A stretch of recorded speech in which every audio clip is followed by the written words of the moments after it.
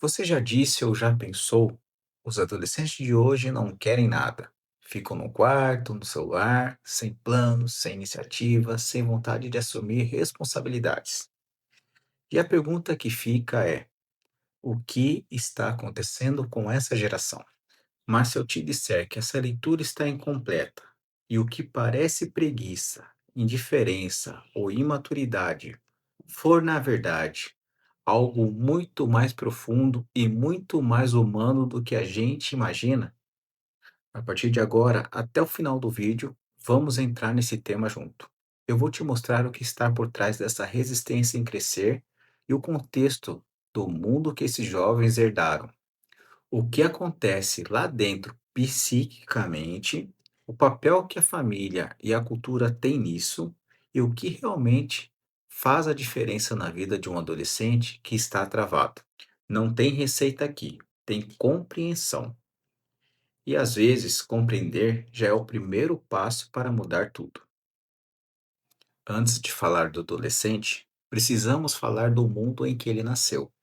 Porque você não pode entender a resposta sem entender a pergunta que este mundo fez a ele. Imagine o seguinte: você acorda num lugar com 20 portas abertas ao mesmo tempo. Todas levam a destinos diferentes.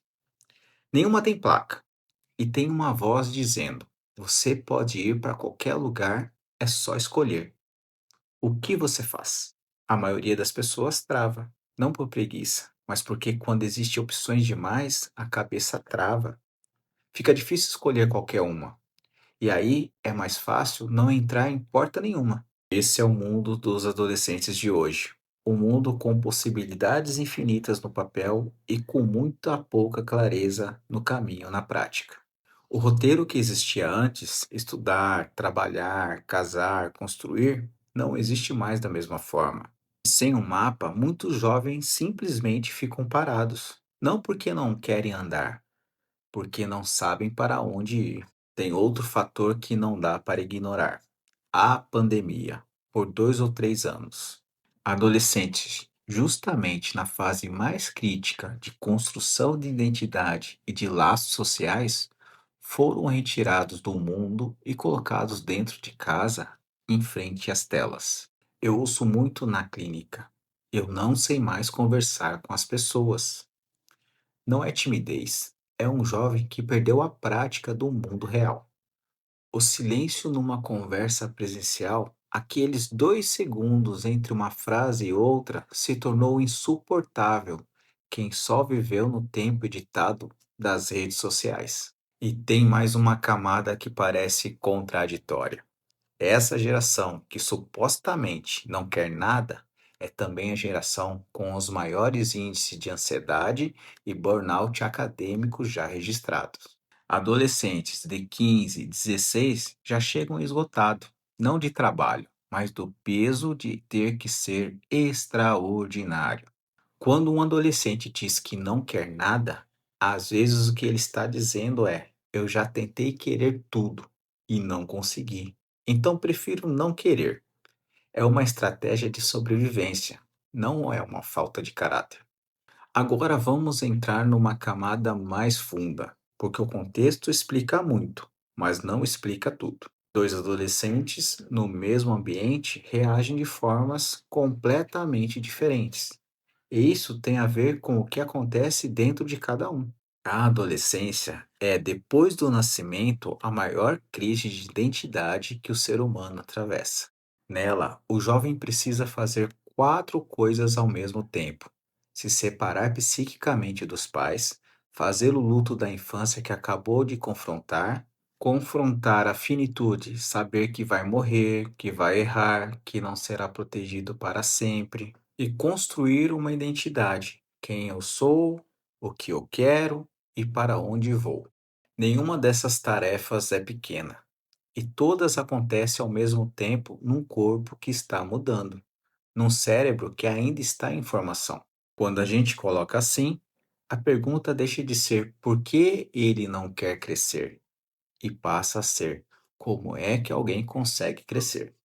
Um dos elementos mais subestimados da adolescência é o luto. Crescer implica perder a segurança da infância, perder a fantasia de que os pais são perfeitos, perder a sensação de que o tempo é infinito e que tudo ainda vai acontecer. Essa perda é real e dói.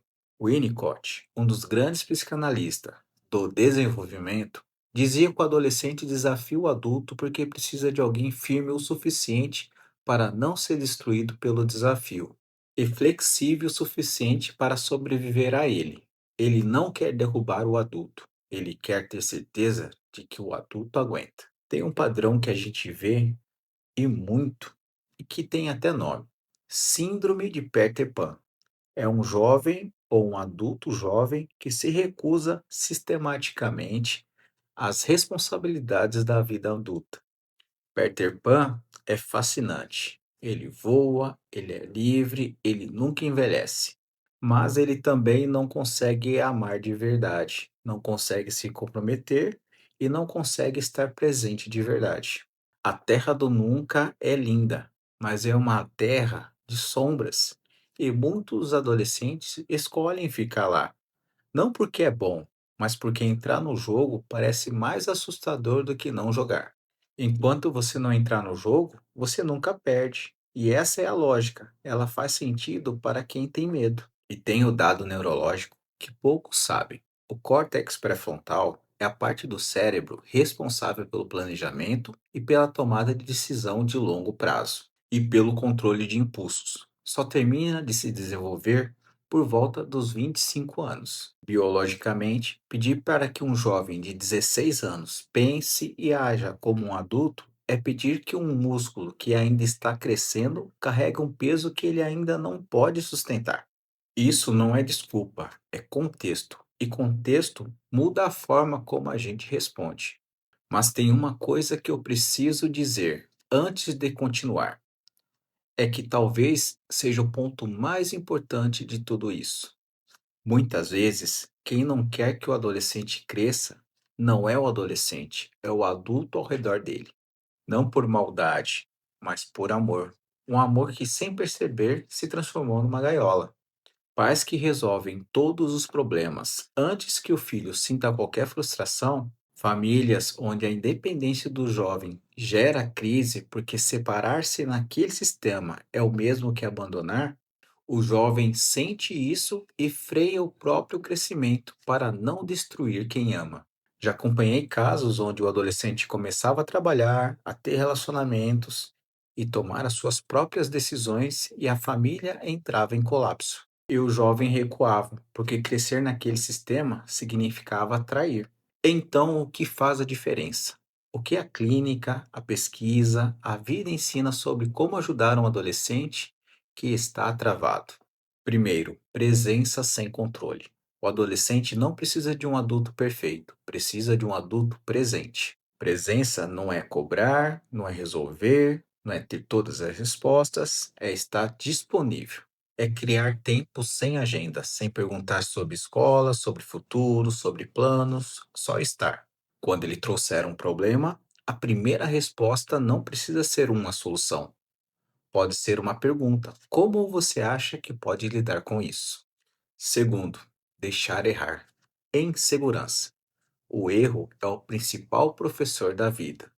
Não o erro humilhante, não o erro abandonado, o erro que acontece com alguém ao lado. Quando você protege o adolescente de todo erro, você não está protegendo ele. Você está tirando dele o único caminho real para aprender que consegue se levantar. Terceiro, propósito antes do plano. Em vez de perguntar o que você vai ser quando crescer, que é uma pergunta que paralisa, tente perguntar: o que te move? O que te incomoda no mundo? O que faz e perde a noção do tempo? Propósito não é uma profissão, é uma bússola. E bússola se encontra no presente, não no futuro. Quarto, ouvir mais do que falar. O adolescente está saturado de discurso adulto. Ele já sabe o que você vai dizer antes mesmo de você abrir a boca. O que ele não está acostumado é que transformar é ser ouvido de verdade. Ter a opinião dele respeitada mesmo quando está errada. Terminar o raciocínio sem ser interrompido ou corrigido. E o quinto, que talvez é o mais difícil, dê o exemplo de que crescer vale a pena. Se a maturidade que o adolescente vê ao redor é sinônimo de estresse, de tédio, de briga, de peso, por que ele vai querer isso? Se o adulto que ele observa parece preso, cansado, sem alegria, a mensagem que ele recebe é: crescer é uma punição. Mas se ele vê alguém que cresceu e ainda é curioso, apaixonado, vivo e que tem responsabilidades e ainda encontra sentido, aí a mensagem muda. Crescer deixa de ser uma ameaça e vira uma possibilidade. Vou terminar com uma história bem curtinha que eu li num livro. A história de uma terapeuta com um menino de 16 anos que ficava meses em silêncio nas sessões. Não era rebeldia, era silêncio mesmo. Como que quem não sabe o que sente, também não sabe o que dizer. A terapeuta ficava ali com ele sem pressa para preencher. Então ela disse: um dia, perto do fim da sessão, ele disse uma frase que eu nunca esqueci. Ninguém nunca ficou no silêncio comigo sem querer que eu preenchesse. Às vezes, crescer começa assim, com alguém que não tem pressa, que não tem uma agenda para você, que simplesmente fica. Os adolescentes de hoje não são uma geração perdida, são a geração que chegou num mundo que nós adultos entregamos incompleto. E eles precisam de nós, não para construir o futuro por eles, mas para caminhar ao lado enquanto eles descobrem como construir o próprio.